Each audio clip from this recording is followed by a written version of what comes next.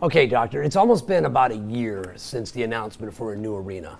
Now let's fast forward to today. Where do we stand in terms of when you think ground could be broken? And let's update everybody on the funds and how close are we?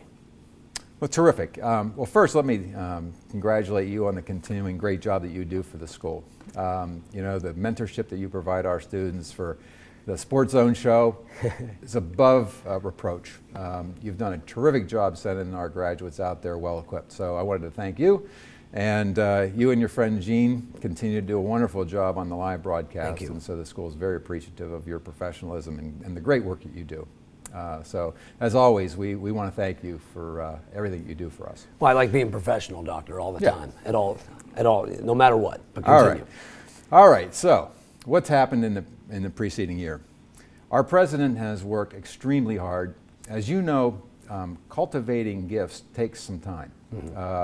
You need to make sure that the potential donors understand the true need that you have, the great support that they can provide, why their support is so necessary.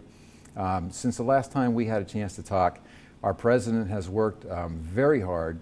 He has some very, very interested folks who are doing some very serious deliberation on a naming opportunity. We are very hopeful that within the near term, we might see a cultivation of those individuals to the point where there's an announcement.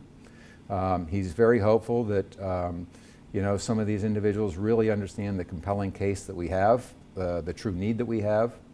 So I can't say enough about how hard he has worked to really make this dream come true. And so we're very, very hopeful that there's some very good news coming. As you know, we do have some people who have stepped up. We've got several people who have committed $1 million. And that's been an extremely important launch point for us. We have some others who are participating at lower levels. If you saw the paper this morning, we have now just launched the campaign to really draw in the greater population so that they can provide support. The Power Play campaign kicked off today. We've spent some time getting the branding together. So from the perspective of fundraising, I think we're in very good shape from the standpoint as what is normally expected. A cultivation period, a period where you put your proposals together, a period where you sit down with your best prospects and you bring them into the process. And so we're very hopeful that we're going to see some great things very soon. Shovel in the ground in 2012, do you think? Is that a possibility? You know, it is a possibility. You know, we're probably 6 to 7 months of a design period once we get the green light to go. So if we were to see those announcements in the next 2 months, it's very likely we could actually be in the ground toward the last part of 12. The question is, where on campus? Where do you foresee the new arena being built? Yeah, we have we're blessed. We have a terrific staff that works for the university. We have over 200 people who work in our facilities department. They include tremendous people in the electrical arenas, the mechanical engineering arenas, design, construction, architects. They've studied about 11 sites on campus. They have a complete metrics of all of the great things that you need in a site. It looks right now that the portion of the campus is immediately south of Global Village has risen to the top of the list. There's a lot of great things about it. One, it disperses people away from the field house and the existing arena so that if we have dual events on campus, we would have traffic and a lot of people move to a different element of the campus. We have a tremendous amount of infrastructure already over there that will lessen the expense of the building because we can tap into existing infrastructures. We recently spent $34.5 million putting in new heating and cooling plants, and so we can take advantage of that building capacity. So it looks right now that that would be the preferred site. It will take advantage of a lot of the assets we built into Global Village, great restaurants, some great shops, outdoor courtyards, fountains, just wonderful, wonderful places to gather. So we could take advantage of a lot of that infrastructure we just spent $57 million building. We've updated here at Ritter Arena. Now, when you go into the new arena, I know you've been around the country looking at other facilities. Talk about some of the amenities, maybe what you took away from some of those visits and how what you saw there could apply to the new arena. Will there be suites? I know you've got the new scoreboard, but and people love the charm here at Ritter, hoping that the same charm here and environment will transform over to the new arena. Well, it's been very instructive to go out and see these new places that have been built. Each one offers some very unique and great thinking that you can incorporate into your own facility. One of the things that we're still looking at is how much of an activity center is it as opposed to how much of a hockey arena is it. If you move toward a little bit more of an activity center, it has definite implications for the grid systems of the building, where you set up suites so that they're not blocked off if you put in curtains for performances and concerts. So we're still thinking through how much of it will be activities-based versus pure hockey.